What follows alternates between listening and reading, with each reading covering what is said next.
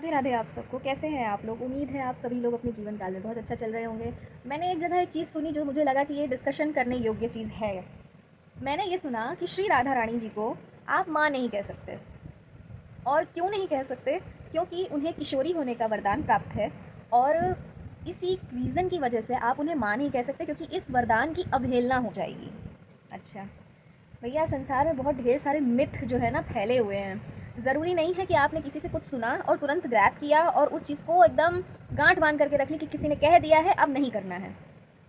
पूरी सच्चाई तो जानो भैया, पूरी चीज़ें तो समझो। सबसे पहली चीज़, श्रीमती राधा रानी जी को जो ये वरदान प्राप्त था वो वरदान एक लीला के लिए किया गया था। श्री कृष्ण जी द्वारा ये रचित लीला है जिसमें अष्टावक्र ऋषि जी जो थे उन्होंने और श्री कृष्ण जी ने मिल करके ये प्रसंग रचा था, जिसमें श्री राधा रानी जी को ये स्मरण कराना था कि वो सदैव नित्य किशोरी हैं।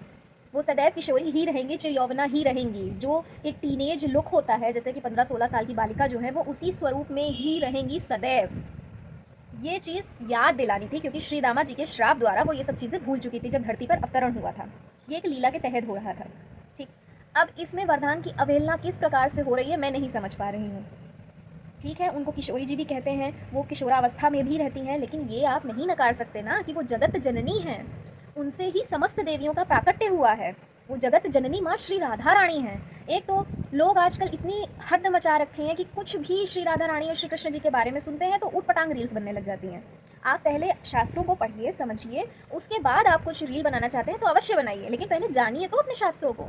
कई जगह ये भी कहा जा रहा है कि ये शास्त्र संगत नहीं है कि श्री राधा रानी को माँ कह के ना संबोधित की जाए।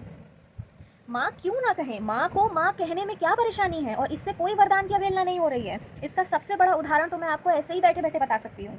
श्री राधा कृपा कटाक्ष जो है वो महादेव द्वारा रचित है। उसको बाद में लोगों ने भले लिखा हो, सब किया हो, लेकिन सबसे पहले जब माता पार्वती जी ने श्री राधिका रानी के बारे में जानने के लिए महादेव जी के सामने उत्सुकता रखी थी, तब उन्होंने महादेव जी ने जिस तरीके से वर्णन किया था कि श्री राधिका रानी है कौन, वो उस तरीके से उन्होंने श्री राधा कृपा कटाक्ष का रचना कर दी थी। श्री राधा कृपा कटाक्ष के प्रत्येक लाइन में एक लाइन आती है, कदा करिष्यसि माँ कृपा कटाक्ष भाजनम। हर बार महादेव जी स्वयं श्री राधिका रानी को माँ कह के संबोधित कर रहे हैं। जब हमारे महादेव उनको माँ कह के संबोधित कर रहे हैं तो आप, हम और कोई और कौन होता है ये बात कहने वाला कि उन्हें माँ नहीं कहना चाहिए, उनके वरदान की अवहेलना हो रही है, तो ये हो रहा है तो वो हो रहा है। अरे भैया, वरदान वरदान आप कर रहे हो, ये क्यों नहीं समझ रहे हो कि वो जगत जननी है, सब कुछ उनसे ही उत्पन्न हुआ है, सब कुछ उनमें ही विलीन हो जाएगा। तो माँ को माँ कहने में कोई परेशानी नहीं है। और एक भक्त का जो भाव होता है अपने भगवान के प्रति, वो कभी नहीं बदलता है। अगर किसी भक्त ने अपने भगवान को माँ या पिता, भाई, बंधु, प्रेमी, प्रीतम कुछ भी मान रखा है तो वो आप नहीं हटा सकते हो उसके मन से। ठीक है, तो भ्रांति मत पालिए, पहले शास्त्रों को पढ़िए, उसके बाद किसी निष्कर्ष पे पहुँचिए। राधे राधे।